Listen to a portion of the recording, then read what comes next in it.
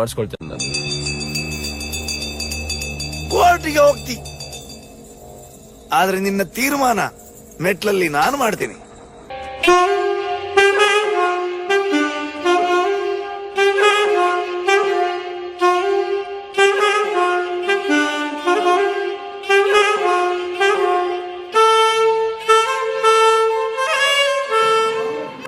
ಜಾರಂದಾಯ ದೈವಸ್ಥಾನ ಅನ್ನುವಂಥದ್ದಕ್ಕೆ 500 ವರ್ಷದ ಇತಿಹಾಸ ಇದೆ. ಕಳೆದ 15 ವರ್ಷದಿಂದ ಒಂದು ದೈವಸ್ಥಾನದ ಸಮಿತಿ ಅಂತ ಮಾಡಿಕೊಂಡು ಸಾರ್ವಜನಿಕರೆಲ್ಲರೂ ಇಲ್ಲಿಯ ಸೇವಾ ವಿನಿಯೋಗ, ತಂಬಿಲ, ಕೋಲ ನಡೆಸ್ತಾ ಬಂದಿದ್ದಾರೆ. ಈ ಸಮಿತಿಯ ಅಧ್ಯಕ್ಷರು ಹಿಂದೆ 9 ವರ್ಷದಿಂದ ಪ್ರಕಾಶ್ ಶೆಟ್ಟಿ ಅಂತ ಇದ್ದರು. ಇತ್ತೀಚಿನ ದಿವಸದಲ್ಲಿ ಅವರ ಸ್ಥಾನದಲ್ಲಿ ಜಯಾಕ್ಷ ಸುವರ್ಣರು ಅಧ್ಯಕ್ಷರಾಗಿದ್ದಾರೆ. ಅದರಿಂದ ಹಿಂದೆ ಇದ್ದ ಅಧ್ಯಕ್ಷರಿಗೆ ಅಸಮಾಧಾನ ಇದೆ. ಆ ಕಾರಣದಿಂದ ಅವರು ಒಂದು ಹೊಸ ಟ್ರಸ್ಟನ್ನು 8, 12, 22ಕ್ಕೆ ಒಂದು ಹೊಸ ಟ್ರಸ್ಟನ್ನು ಮಾಡಿ ಜಾರಂದಾಯ ದೈವಸ್ಥಾನ ಸೇವಾ ಟ್ರಸ್ಟ್ ಅಂತ ಮಾಡಿ 7/1/23ಕ್ಕೆ ನಮ್ಮ ಸಮಿತಿಯವರು ಕೋಲ ಹಮ್ಮಿಕೊಂಡಿದ್ದಾರೆ. ಆ ಕೋಲ ಅವ್ರು ಮಾಡೋದಲ್ಲ, ನಾವೇ ಮಾಡುವಂಥದ್ದು, ನಮ್ಮ ಟ್ರಸ್ಟ್ನ ಅಧಿಕಾರ ಅಂತ ಹೇಳಿಕೊಂಡು ನ್ಯಾಯಾಲಯಕ್ಕೆ ಹೋಗಿ ನ್ಯಾಯಾಲಯದಿಂದ ತಡೆಯಾಜ್ಞೆಯನ್ನು ಪಡ್ಕೊಂಡಿದ್ದಾರೆ.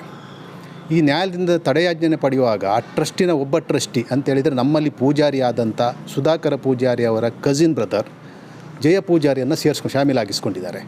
ಈ ಜಯ ಪೂಜಾರಿ ಅವರಿಂದ ವ್ಯಾಜ್ಯ ಮಾಡಿಸಿ ತಡೆಯಾಜ್ಞೆನ 23/12ಕ್ಕೆ ಪಡ್ಕೊಂಡಿದ್ದಾರೆ. ಪಡ್ಕೊಂಡು ಅವರು ಸಂಭ್ರಮಾಚರಣೆಯಲ್ಲಿದ್ದಾರೆ. 24ನೇ ತಾರೀಕಿಗೆ ದುರಾದೃಷ್ಟ ಜಯ ಪೂಜಾರಿ ಅವರು ದೈವಸ್ಥಾನದ ಎದುರಲ್ಲಿ ಹೋಗಿ ಅಲ್ಲಿ ನುಡಿ ಆಗ್ತಾ ಇರುವಾಗ ಅಚಾನಕ್ಕಾಗಿ ಎದ್ದು ಬಿದ್ದು ಪ್ರಾಣ ಬಿಟ್ಟಿದ್ದಾರೆ. ಅದಾಗಬಾರ್ದಿತ್ತು, ತೀರ್ಕೊಂಡಿದ್ದಾರೆ. ಅಲ್ಲಿ ನ್ಯಾಯಾಲಯಕ್ಕೆ ಹೋಗ್ತೀಯಾ, ನ್ಯಾಯ ತೀರ್ಮಾನವನ್ನು ಮೆಟ್ಟಿಲಲ್ಲಿ ನಾನು ನೋಡಿಕೊಳ್ಳುತ್ತೆ ಅನ್ನೋ ಕಾಂತಾರ ಫಿಲ್ಮಕ್ಕೆ ಇದು ಒಂದು ಸಿಮಿಲಾರಿಟಿ ಇದೆ. ಹೀಗಾಯಿತು. ಹೀಗಾದ ನಂತರ ಈಗ 7/1 ನಾವು ಏನು ಕೋಲವನ್ನು ಫಿಕ್ಸ್ ಮಾಡಿದ್ದೇವೆ ಆ ದಿವಸ ನಮ್ಮ ಪ್ರಕಾರ ಸೂತಕದ ದಿನ, ತೀರಿ ಹೋದವರು ಉತ್ತರ ಕ್ರಿಯೆ ದಿನ, ಏನೂ ಮಾಡುವಾಗಿಲ್ಲ. ಆದರೆ ಹಿಂದಿನ ನಮ್ಮ ಅಧ್ಯಕ್ಷರು, ಸಮಿತಿ ಅಧ್ಯಕ್ಷರು ಏನು ಹೇಳ್ತಾ ಇದ್ದಾರೆ ಹೇಳಿದರೆ, ನಮ್ಮದು ಟ್ರಸ್ಟ್ ಉಂಟು, ಕೋರ್ಟು ನ್ಯಾಯಾಲಯದಿಂದ ನಮಗೆ ಆದೇಶ ಉಂಟು, ನಾವು ಮಾಡಿಯೇ ತೀರಿಸ್ತೇವೆ, 7/1ಕ್ಕೆ ಕೋಲ ಮಾಡಿಯೇ ತೀರಿಸ್ತೇವೆ ಅಂತ ಹೇಳಿಕೊಂಡು ಹಠ ಸಾಧನೆ ಮಾಡ್ತಾ ಇದ್ದಾರೆ. ಇವತ್ತಿನ ದಿವಸ ನ್ಯಾಯಾಲಯದಲ್ಲಿ ನಾವು ಈ ಹಿಂದೆ ವಾದ ಮಂಡಿಸಿ ಇವತ್ತಿನ ದಿವಸ ಅವರಷ್ಟೇ ವೆಕೆಟ್ ಆಯಿತು.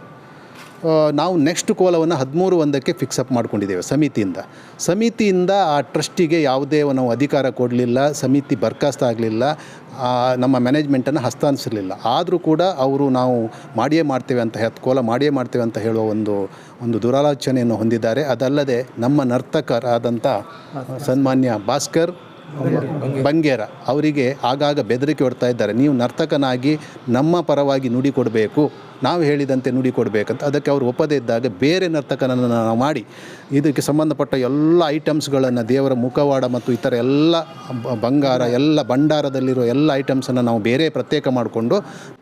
ನಾನು 13 ವರ್ಷದಿಂದ ಕೆಲಸ ಮಾಡ್ತಿದ್ದೇನೆ. ಹೆಚ್ಚು ಜಾರಂದಾಯ ದೇವಸ್ಥಾನದಲ್ಲಿ, ಪಡುಹಿತ್ತಲು ಜಾರಂದಾಯ ದೇವಸ್ಥಾನದಲ್ಲಿ ನರ್ತಕನಾಗಿ ನಾನು ಕೆಲಸ ಮಾಡ್ತಾಯಿದ್ದೇನೆ. ಆದರೂ ಅಲ್ಲಿ ನನ್ನ ಮಾವ ಹೆಚ್ಚು ಬಂಬದನವರು ನನಗೆ ಅಜಲ್ ಪದ್ಧತಿಯನ್ನು ಬರೆಕೊಟ್ಟು ಇನ್ನು ಮೇಲೆ ನೀನೇ ಮಾಡು ಅಂತ ಹೇಳಿ ಇಷ್ಟರ ತನಕ ಮಾಡ್ತಾಯಿದ್ದೇನೆ. ಮಾಡುವಾಗ ಜಾರಂದಾಯನ ಅಪ್ಪನೇ ಪ್ರಕಾರ ಕೆಲಸ ಮಾಡ್ತಾ ಇರುವಾಗ ಅಲ್ಲಿ ಪ್ರಕಾಶ್ ಶೆಟ್ಟಿ, ಕೇಶವ ಪೂಜಾರಿ ಮತ್ತು ಮೋಹನ್ ಅಮೀನ್ ಅವರು ನಿನಗೆ ಹಣ ಕೊಡ್ತೇನೆ, ನಾನು ಹೇಳಿದಾಗೆ ನೀನು ಅಲ್ಲಿ ಮಾತನಾಡಬೇಕು ಅಂತ ಹೇಳಿ ನನ್ನನ್ನು ಬೆದರಿಸಿದ್ದಾರೆ. ಆಗ ನಾನು ಜಾರಂದಾಯನ ಬಿಟ್ಟು ನಾನು ಹಣ ಕೊಟ್ಟರು ನಾನು ನಿಮ್ಮ ಪರವಾಗಿ ನಾನು ಮಾತಾಡೋದಿಲ್ಲ, ನಾನು ಜಾರಂದಾಯ ಎಂತ ಬುದ್ಧಿ ಕೊಡ್ತಾನೆ ಆ ಪ್ರಕಾರ ನಾನು ಅಲ್ಲಿ ಜಾರಂದಾಯ ದೇವಸ್ಥಾನದಲ್ಲಿ ಊರಿನ ಪರವಾಗಿ ನಾನು ಕೆಲಸ ಮಾಡ್ತೇನೆ ಅಂತ ಹೇಳಿ ಅಲ್ಲಿ ಕೆಲಸ ಮಾಡ್ತಾ ಇದ್ದೇನೆ ಇಷ್ಟರ ತನಕ. ಹೌದು, ಬೆದರಿಕೆ ಬಂದಿದೆ ನನಗೆ. ನೀನು ಹೇಗೆ ಕೋಲ ಕಟ್ತಿ ಅಂತ ನನಗೆ ಕೇಳಿದ್ದಾರೆ. ಜಾರಂದಾಯ ಇದ್ದಾನೆ, ನನ್ನ ಊರಿನವರಿದ್ದಾರೆ, ನೀನು ಅಲ್ಲಿ ನಿಲ್ಲಿಸ್ತಿದ್ದಲ್ಲ, ನನ್ನ ಊರಿನವರು ಜಾರಂದಾಯನ ಒಪ್ಪಿಗೆ ಇಟ್ಟು ನಾನು ಕೆಲಸ ಮಾಡ್ತಾಯಿದ್ದೇನೆ. ನಾನು ಜಾರಂದಾಯಗೆ ಬಿಟ್ಟ ಕೋಳಿ ಯಾವಾಗ ಸಾಯ್ತೇನೆ ಯಾವಾಗ ಬಿಡ್ತೇನೆ ಅಂತ ನನಗೆ ಸಂಶಯ ಇಲ್ಲ. ನಾನು ಜಾರಂದಾಯ ಸೇವೆ ಮಾಡಿ ಸಾಯ್ತೇನೆ ಅಂತ ಅಲ್ಲಿ ಮಾತು ಕೊಟ್ಟಿದ್ದೆ.